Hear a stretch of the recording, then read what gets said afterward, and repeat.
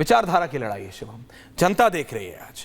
लोगों को लग सकता है कि अभी तो 24 का इलेक्शन हुआ है, बट लोगों को समझना है, और ये समझ रहे हैं शायद कि कितना महत्वपूर्ण समय है इस समय देश के सामने।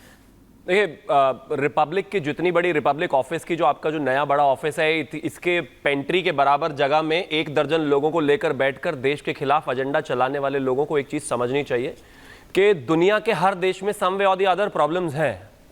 यूनाइटेड स्टेट्स ऑफ अमेरिका में ब्लैक्स एंड व्हाइट्स का कितना बड़ा स्ट्रगल है। मुझे कोई एक नेता उनका आकर बता दीजिए, या लीडर ऑफ ऑपोजिशन आकर बता दीजिए, जिसने इस देश में आकर यह कहा हो कि भाई हमारे देश में इस तरह की दिक्कतें हैं, आइए आप इंटरवेंशन कीजिए। ये राहुल गांधी तो बोलते हैं भाई, ऑफिशियली बोल रहे हैं जाकर, और जिस तरीके से इस देश के बारे में, कास्ट सिस्टम के बारे में जाकर वहां पर कहते हैं कि वो सिख कड़ा नहीं पहन सकते, पगड़ी नहीं पहन सकते। भाई गौरव से पहन सकते हैं, कौन कह रहा है नहीं पहन सकते हैं? मैं मानता हूं कि इस तरह की बातें देश से बाहर जाकर नहीं करनी चाहिए। देश के बारे में हाँ, रही बात क्रिटिसिज्म की, कोई मना नहीं कर रहा है भाई, आप खूब क्रिटिसाइज कीजिए, आप जितना क्रिटिसाइज करना चाहते हैं देश को, देश के बारे में, देश के नेताओं को। नरेंद्र मोदी जी को क्रिटिसाइज कर रहे हैं ना, करिए, लेकिन देश को क्यों क्रिटिसाइज कर रहे हैं? कोई और विदेशी यहां पर आपको क्रिटिसाइज नहीं करता। शिवम जी, आप विपक्ष में थे, आप भी करते थे, लेकिन क्रिटिसाइज करते थे। बिल्कुल करिए। मैंने कहा ना, मैं वो भूला नहीं हूं।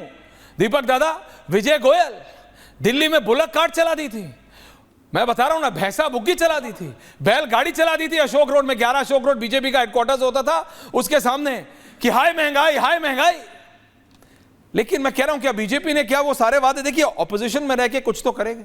अब आतिशी जी केजरीवाल की खाली कुर्सी ना रखे तो क्या करें भाई? हर दिन जनता को याद दिलाना है कि केजरीवाल स्टिल एग्जिस्ट। कुछ चीजें राजनीति के लिए होती हैं भाटी जी, लेकिन कुछ चीजें राजनीति से ऊपर होती हैं, और वो है देश, वो है राष्ट्र। किसका ऑडियो कट गया? दीपक दादा का ऑडियो कट गया, वापस आऊंगा। भाटी जी आपका व्यू पॉइंट, समाजवादी पार्टी। ऐश्वर्य जी, जी दादा। ऐश्वर्य जी, आपने जो डिबेट की शुरुआत की और आपने ये विश्लेषण किया, उसका लब्बो-लुआब ये है कि भारत के लोगों को विदेश में जाकर भारत के बारे में चर्चा नहीं करनी चाहिए, चर्चा और आलोचना या नेगेटिव चर्चा नहीं करनी चाहिए, ऐसा उसका आशय है। तो मैं बहुत जिम्मेदारी के साथ ये कहना चाहता हूँ कि 1947 से आज तक किसी राजनेता ने इतनी विदेश यात्राएं नहीं की हैं जिसने हमारे माननीय मोदी जी ने की हैं, प्रधानमंत्री जी ने। और मोदी जी हर यात्रा में ऐसा एक आयोजन करते हैं जिसमें राजनीति करते हैं, भारत की राजनीति को विदेश में डिस्कस करते हैं, और हर देश में जाके करते हैं। लोगों को ढो ढो के लाया जाता है, पैसे खर्च किए जाते हैं। अब सबके सामने आ गई हैं बातें। अब वो कोई स्वतः स्फूर्त भीड़ नहीं होती है जो मोदी जी के प्रेम में उमड़ पड़ती है। बसों में भर भर कर, गाड़ियों में भर भर कर, जिस तरह रैलियाँ होती हैं उसी तरह वहाँ मोटा पैसा खर्च किया जाता है। कई एनजीओ इस काम पे ही लगाए हुए हैं, जो एनजीओ पता नहीं कहाँ से, उन अज्ञात स्रोतों से मोटा चंदा आता है कि वो मोदी जी जिस भी देश में जाएं उसी देश में लोगों को इकट्ठा करें, और फिर मोदी जी वहाँ लंबी लंबी फेंकते हैं और लंबी लंबी अपनी उपलब्धियाँ बताते हैं। कभी कहते हैं मुझे 600 करोड़ लोगों ने वोट दिया है, कभी कहता है आलोचना हो, आप करिए जो करना है। पहले तो देश में पैदा होने में ही शर्म आती थी। मैंने ही देश को, जो हिमालय पे बर्फ जमाई है, मेरी वजह से ही समुद्र में पानी भी मेरी वजह से, चिड़ियाँ पहले उड़ती नहीं थी आसमान में, जब से मैं आया हूँ तब से ही उड़ने लगी हैं। पशु पक्षी बोलते नहीं थे, वो सब जो उनकी आवाज़ नहीं थी। इस तरह की बातें मोदी जी खूब करते हैं विदेशों में जाके। मैं आपकी बात से सिद्धांत तो सहमत हूं कि नेगेटिव बातें नहीं की जानी चाहिए, लेकिन आज दुनिया इतनी छोटी हो गई है, ग्लोबल विलेज हम इसको दुनिया को बोलते हैं। टेक्नोलॉजी के विस्तार के कारण, संचार के जो माध्यम नए नए विकसित हुए हैं, आज कोई देश किसी बात से अछूता नहीं है। आज सब जगह चर्चाएं की जा सकती हैं, लेकिन ऐसा नहीं है कि और लोग नहीं करते। मार्टिन लूथर किंग हमारे नेता महात्मा गांधी को अपना गुरु मानते थे, उनसे प्रेरणा लेते थे। उन्होंने ब्लैक और व्हाइट के बीच के दूरियां दूर करने के लिए आंदोलन चलाया, उनको वो श्रद्धांजलि देते थे, मानते थे कि मैं उनसे प्रेरणा लेता हूं। दूसरे नेता भी दूसरे देशों के नेताओं से प्रेरणा, लोहिया जी से प्रेरणा लेनी चाहिए, प्रभावित थे। अंबेडकर साहब की कितने 100 देशों में प्रेरणा लेने की बात नहीं हो रही, मूर्तियां लगी हुई है अंबेडकर साहब। आप मुझे ये बताइए, बाबा साहब अंबेडकर के विचार, हाँ, तो ये कह देना नहीं, मैं ये कह रहा हूं, आप तो बात मेरी ये है, नहीं, अगर 400 लोग आते, 600 लोग आते, मैं क्या हूं, कौन सी एनजीओ है, कौन से नेता कब जाते हैं, राहुल गांधी जाते हैं तो कौन सी एनजीओ काम करती है, बीजेपी जाती है तो कौन सी एनजीओ काम करती है, मैं इस पे डिबेट कर लूंगा। आप बोलोगे तो बराबर की डिबेट कर लेंगे। लेकिन मुझे ये बताइए कि प्रधानमंत्री ने, सुनिए तो, सारी बात पता सर डिबेट में रखें, भाटी जी भाटी जी, जब आप हैं, आपने बोला, मैं कुछ नहीं बोला, मैं आपसे बोल रहा हूं, आप मुझे बताइए, आप तो अंग्रेजी भी उतनी अच्छी समझते हैं। दीपक दादा आ रहा हूं, आपका ऑडियो एक्टिवेट हो गया। Why Europe and the US, the defenders of democracy, were oblivious of how a huge chunk of democracy in India had come undone? Why were you quiet and oblivious? This is not Prime Minister Modi. ये प्रधानमंत्री मोदी के शब्द नहीं है। इसका हिंदी में translation शब्दशः तो मैं शायद ना कर पाऊं, लेकिन सार आपको बता रहा हूं ये कि यूरोप और अमेरिका, तुम चुप क्यों हो? भारत में डेमोक्रेसी पर घात और आघात हो रहा, तुम चुप हो। यही मदद मांगना होता है दादा। मैं कह रहा हूं, एक गलत दूसरे गलत को, अगर आप कुछ मुझे प्रधानमंत्री मोदी का एज अ बीजेपी लीडर, अगर वो प्रधानमंत्री की तरह बाहर गए और अगर डायस्पोरा को कुछ उन्होंने, ज्यादातर उनकी फॉरेन विजिट से मैं रहा हूं, चाहे हाउडी मोदी हो, जहां उन्होंने डोनाल्ड ट्रंप का हाथ उठा के कर दिया था, अब की बार ट्रंप सरकार, I was there in that stadium. लेकिन विदेशों गौरव से जाके मदद कब मांगी है हमने? मैं केवल 2 वाक्य बोलना चाहूंगा। क्यों? दीपक जी आ रहा हूं, कंचना जी आ रहा हूं, उसके बाद करण जी आ रहा हूं, आप बोल चुके हैं। हाँ नहीं, भाटी जी क्विक।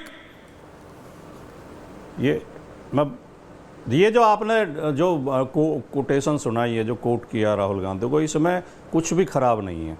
हम यूएनओ के मेंबर हैं, यूएनओ के मेंबर इसी शर्त पर हैं। हमें यूएनओ का उद्देश्य ये है कि पूरी दुनिया पर नजर रखे, कहीं लोकतंत्र कमजोर है तो वो उस देश की मदद करे, कहीं आपसी राहुल गांधी थोड़ी संयुक्त राष्ट्र में थे, गृह युद्ध ना, राहुल गांधी थोड़ी संयुक्त राष्ट्र में थे। जब हम यूएनओ के मेंबर हैं तो हम राहुल गांधी संयुक्त राष्ट्र में नहीं थे। हम किसी भी देश में जाके कह सकते हैं। भाटी जी, राहुल गांधी संयुक्त राष्ट्र में नहीं थे। और मेरी ये बात सुनिए, बीजेपी को भी खराब लग सकती है आपको, लेकिन एक बात बता रहा हूं, ये 6-7 बार मेरे को मौका मिला है पिछले 7-8 बरस में यूएन जाने का, है ना।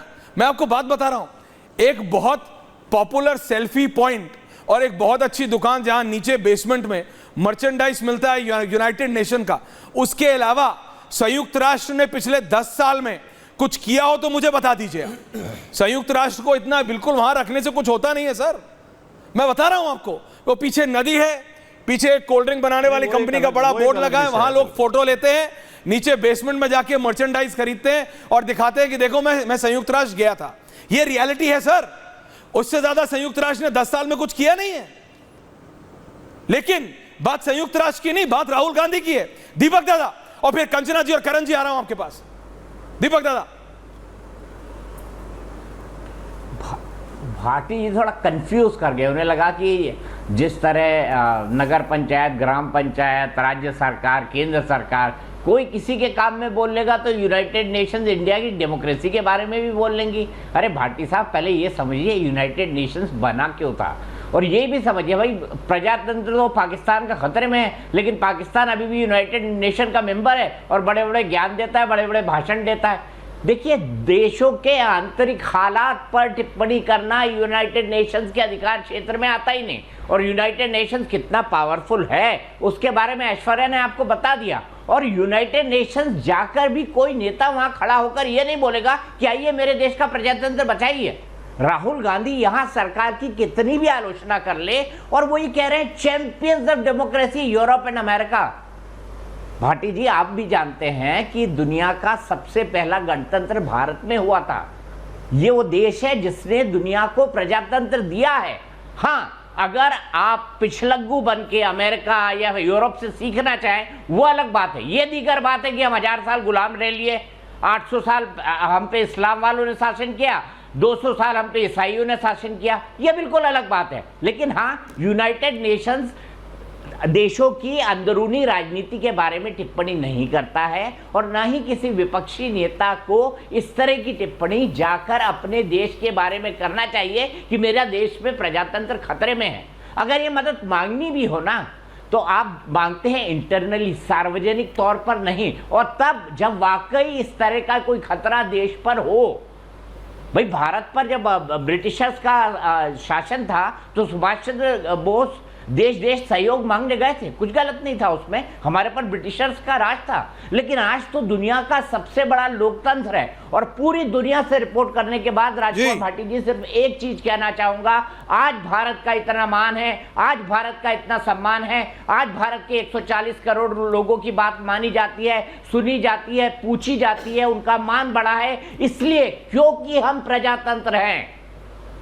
और चाइना हमसे आगे होते हुए भी इकोनॉमी में दुनिया में ये ऐसा स्तर रखता है, वो इसलिए क्योंकि वो प्रजातंत्र नहीं है। हमारी पूछ ही दुनिया में इसलिए है कि हम एक बहुत वाइब्रेंट डेमोक्रेसी हैं।